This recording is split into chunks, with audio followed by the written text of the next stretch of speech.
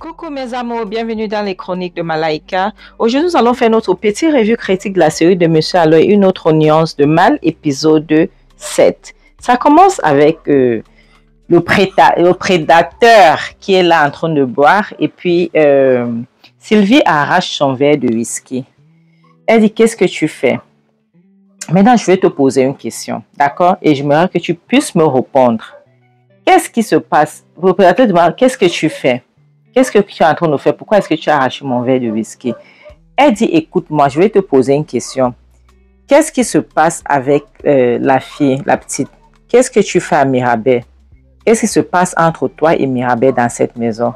Il demande de quoi est-ce que tu racontes, de quoi est-ce que tu parles? Qu'est-ce que ça veut par là? C'est quel type de question ça? Elle dit, tu sais très bien ce que j'essaie de demander. Qu'est-ce qu'il y a entre toi et Mirabel?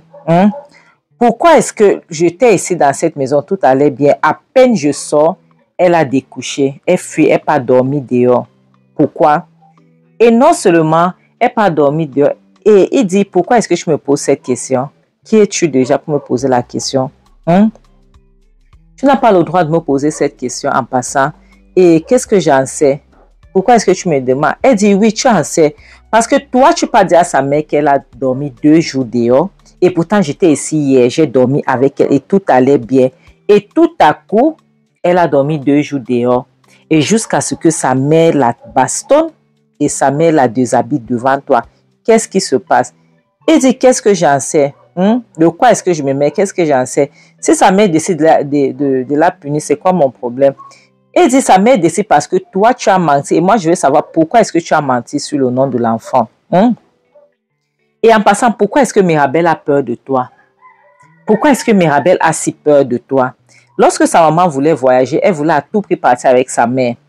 Lorsque je suis revenue, elle m'a supplié de rester. Elle a tellement peur à ta présence. Pourquoi? Pourquoi est-ce qu'elle a peur à ta présence? Qu'est-ce que tu lui fais? Pourquoi est-ce qu'à ta présence, elle est mal à l'aise? Qu'est-ce qui se passe dans cette maison? Ça prouve qu'il y a quelque chose de sinistre qui se passe dans cette maison, que nous ne sommes pas au courant. Il dit, tu sais, moi je ne suis pas comme toi, je ne réfléchis pas comme toi. En plus, ça c'est ma famille ici, d'accord? Tu es qui déjà pour te mêler dans ma vie, ok? Tu ne fais pas partie de ma famille. Elle dit, ah bon, mais laisse-moi te dire, ce n'est pas ta famille ici. Et si c'est la maison de ma copine, d'accord, Lisa, ça c'est chez Lisa, ce n'est pas le chez toi ici, en passant, ce n'est pas ta famille. Mirabel n'est pas ton enfant. Est-ce que c'est clair? Mirabel n'est pas ton enfant. J'espère que ce n'est pas ce que je suis en train de penser. Il dit, tu sais, c'est toi qui as les idées tordues. Je ne sais pas. Moi, je ne sais pas de quoi est-ce que tu parles. Tu as les idées tordues. Tu peux penser à quoi tu veux, ok? C'est ma famille ici, donc tu n'as rien à dire. Et en tant que l'homme de la maison, c'est moi qui décide ce qui se passe dans cette maison, que tu le veuilles ou pas. Elle dit, en bon, je vois. En bon, mais laisse-moi te dire une chose. Si je trouve que c'est que dont je suis en train de penser est ça, prie tes dieux que tu connais. Prie que ça ne puisse pas être ce dont je suis en train de penser. Prie que ça puisse être une erreur parce que on ne va pas te dire. Prie tous les dieux de la terre. Est-ce que tu comprends? Prie pour que je puisse être en train de faire l'erreur. Que ça ne puisse pas être ce dont je suis en train de penser parce que tu n'as pas idée de quoi je suis capable. Est-ce que c'est clair? Tu n'as pas idée de quoi est-ce que je suis capable parce que personne n'a le droit de faire du mal à ma nièce. Personne. Je répète, personne n'a le droit de faire du mal à ma nièce. Est-ce que c'est clair? Je ne suis pas comme Lisa qui est désespérée, qui ne prête pas attention à sa fille. Je suis différente. Ok? Lisa peut être désespérée, mais pas moi. Est-ce que c'est clair? Il dit, tu sais, tu peux penser ce que tu veux, ce n'est pas mon problème. D'accord? Tu penses comme tu veux, je m'en fous. Mais c'est le cœur du bandit qui bat. Je n'ai rien à me reprocher, d'accord? Fais comme tu veux. Ça prouve que tu as les idées sales, tu as les idées tordues. C'est pour ça que tu as le droit de réfléchir de la sorte. C'est ton problème là-bas. Elle dit, pourvu que ça soit ainsi, que j'ai les idées tordues. Il dit, je n'ai rien à foutre, d'accord? Tu fais comme tu veux, c'est ta tête, tu n'as qu'à réfléchir comme tu veux. Comme bon te ça, mais tu n'as pas le droit de venir ici, c'est chez moi ici, me parler. Elle dit, je répète, ce n'est pas le chez toi ici, mais laisse-moi te dire une chose, hein? Tu vas voir, prie que ce n'est pas ce que je suis en train de penser, parce que j'étais à l'œil. Est-ce que c'est clair? J'étais à l'œil, d'accord? Donc, tu es là, sous mon collimitaire, tu vas voir. Je t'ai à l'œil à tout moment. Prie que ça ne soit pas ce dont je suis en train de penser. Parce que sinon, tu vas souffrir. Ça, c'est une promesse que je suis en train de te faire. Tu vas souffrir. Je te jure. Je te jure. Parce que personne n'a le droit de toucher à cet enfant. Il dit, c'est à toi de voir. Tu peux penser comme tu veux, je n'ai rien à foutre. Si tu n'avais pas remarqué. Elle dit, je t'ai déjà dit. Je t'ai déjà dit. Darlington, tu as intérêt à ne pas toucher à cet enfant. Darlington dit, Sylvie, comme je t'ai dit tout à l'heure, tu as le droit. D'accord? Et moi, je n'ai pas besoin de te répondre. Je n'ai pas le droit de te répondre parce qu'ici, sur le chemin, tu peux te poser toutes les questions que tu veux. D'accord? Et ma femme ne va pas t'écouter. Est-ce que c'est clair? Elle ne va rien écouter sur ce que tu as dit. Donc, arrête de te stresser pour rien. Parce que si tu veux raconter n'importe quoi, elle ne pourra pas t'écouter. C'est tout ce que j'ai à te dire. Il prend lui son whisky, s'est mis à boire. Donc, il a déjà bangalatisé la femme jusqu'à la femme ne peut plus écouter personne. C'est clair. La prochaine scène nous montre Mirabel qui est en train de dormir profondément. Elle-même ne sait pas pourquoi est-ce qu'elle laisse sa porte ouverte. Et voilà le prédateur qui ouvre sa porte tout doucement. Il entre. Imagine, tu laisses ton lit. Dès qu'il vient, l'enfant sursaute. Elle dit, lâche-moi, lâche-moi. Elle dit, arrête s'il te plaît, arrête. Tu vois, je t'avais dit de ne pas lutter. Tu vois. Elle dit, lâche-moi, tout mon corps fait mal. Il dit, voilà, c'est ce que tu reçois lorsque tu deviens têtu.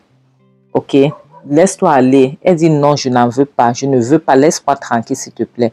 Laisse-moi en paix. Je n'en veux pas. Il essaie de la forcer. Elle refuse. Elle dit, non, je n'en veux pas. Je dis non. Je dis non en forçant. Elle le pousse. Elle dit, je ne veux pas. Laisse-moi tranquille. Je refuse. Je n'en veux pas. Et puis, elle le frappe alors. En le poussant, elle lui fait du mal. Elle le frappe. Il dit, attends, tu m'as frappé. Donc, tu m'as encore frappé comme tout à l'heure. Hein? Il dit, attends, alors je vais te traiter. Il part chercher la ceinture de l'enfant. Maman, il vient. Donc, ça l'énerve parce qu'elle ne veut pas qu'il niaise avec elle. Il commence à la frapper. La prochaine scène nous montre sa mère qui se saute dans le seau. Elle était en train de dormir, elle se saute.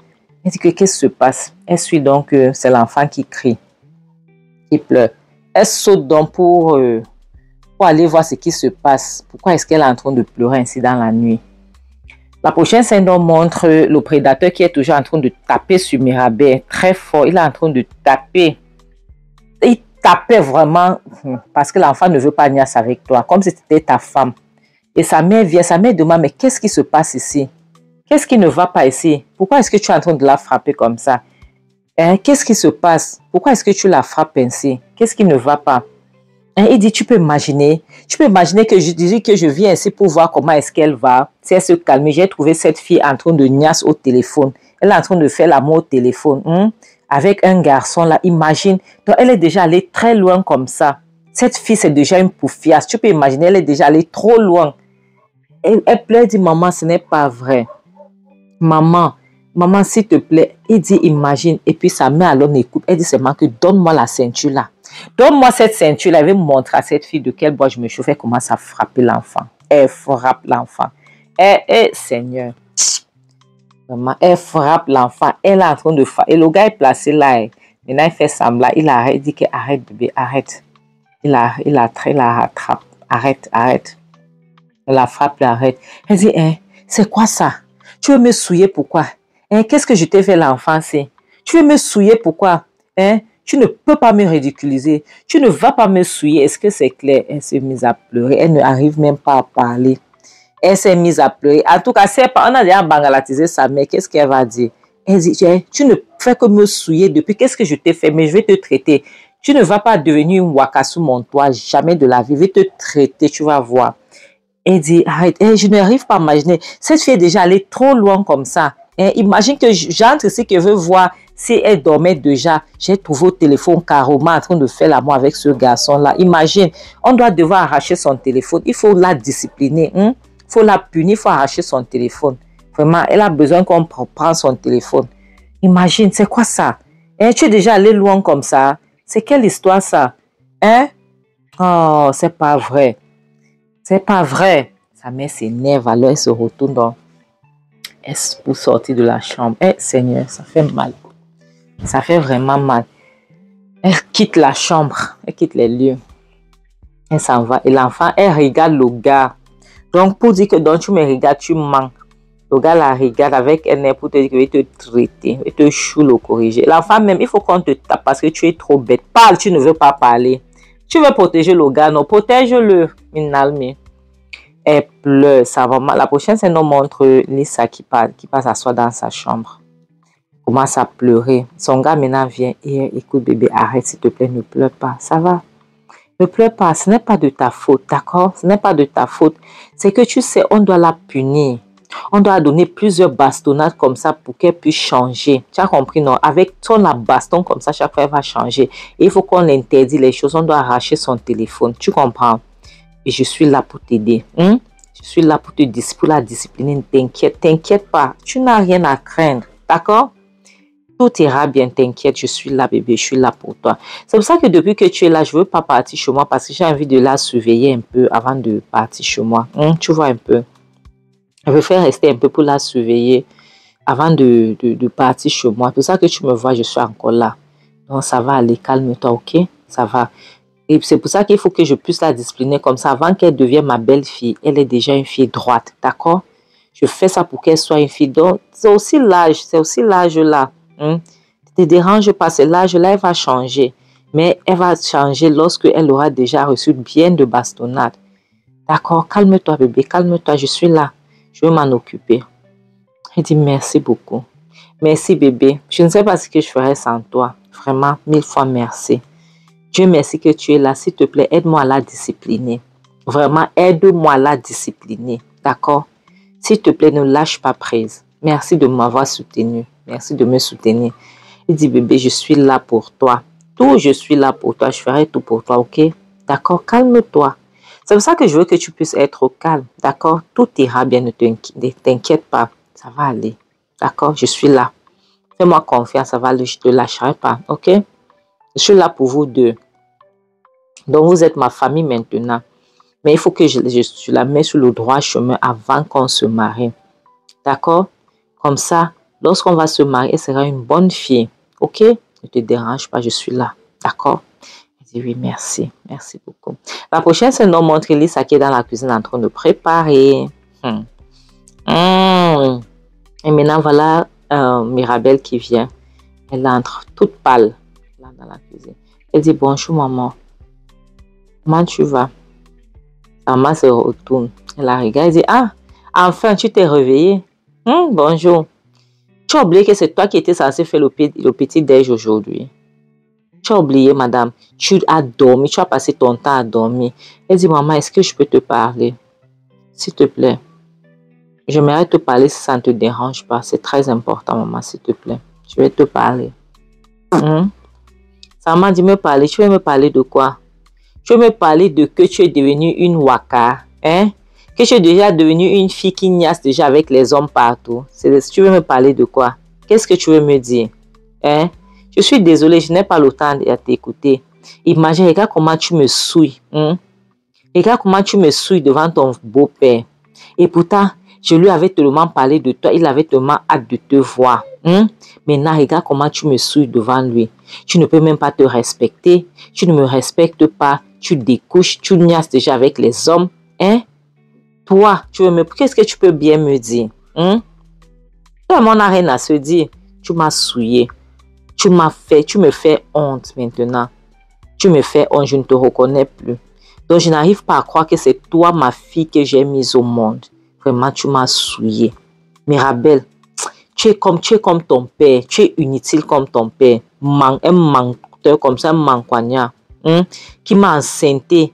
Et puis, il est parti, il m'a abandonné. Tu es comme lui. Tu manques comme tu respires. Qu'est-ce que tu veux me dire? Qu'est-ce que tu peux bien me dire? Elle dit, maman, est-ce que tu m'as posé une question une seule fois si tout ce que ton mari te racontait, c'était vrai? Elle dit, mon mari ne peut pas mentir. Qu'est-ce qu'il peut mentir, hein? Mon gars ne peut pas mentir. Elle dit, maman, ton mari n'est pas l'ange que tu penses qu'il est. Il n'est pas cet ange-là. Elle dit, ferme ta bouche, tu ne vas pas parler de mon mari comme ça. Un homme qui t'a pas encore épousé. Aïe! Nous sommes désespérés comme ça, mon Dieu. Elle dit, quoi?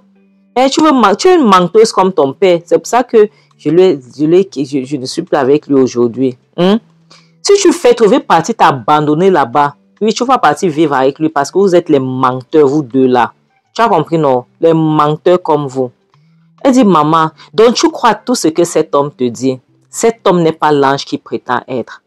Cet homme n'est pas ce qui prétend être, maman. Maintenant, je vais te parler, tu ne veux pas m'écouter. J'espère que l'autant que tu voudrais m'écouter ne sera pas trop tard. J'espère que ça ne sera pas trop tard, maman. J'espère. Parce que maintenant, je te supplie de m'écouter, tu ne veux pas m'écouter. Maman, ton mari n'est pas quelqu'un de bien. Ton mari n'est pas ce que il prétend être. Ça me dit, tu vas me fermer ta sale bouche. Hein? Tu ne vas plus jamais parler de mon mari de la sorte. Tu as compris? Tu ne vas plus jamais lui parler comme ça. Est-ce que c'est clair? Hein? C'est un homme qui me soutient. Un homme qui m'a soutenu. Un homme qui t'a accepté dans sa vie. Hein? Sans rien demander en retour. Tu viens, si tu veux mentir par rapport, tu regardes toi, une menteuse comme toi. Parce que tu niaises déjà les hommes. Qu'est-ce que tu peux dire?